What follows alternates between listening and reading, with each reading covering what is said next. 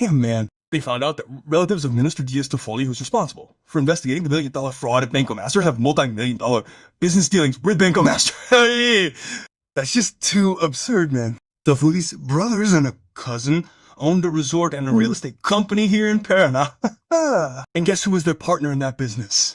An investment fund called Arlen. But this Arlen fund is part of a web of companies used in the Banco Máster fraud.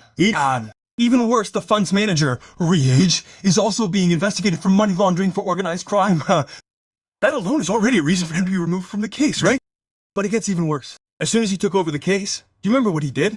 He decreed maximum secrecy. Then he made a decision that the entire legal community criticized because it's strange, right? He ordered a confrontation between the bank owner and the director of the central bank before the testimonies of those involved. That's not usual in law. And there's more, right?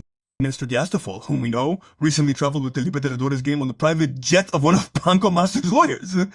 The connections are so numerous that it makes us question whether, given all these facts, he has the necessary impartiality to be the judge in the case. The answer is obvious, no. And as long as he remains as Rapaputu, justice in the Banco Máster case will be under a cloud of suspicion. Therefore, as citizens, I believe we must demand that the case be reassigned to a judge with full capacity and, above all, independence to judge this emblematic case which exposes the inner workings of Brazilian corruption.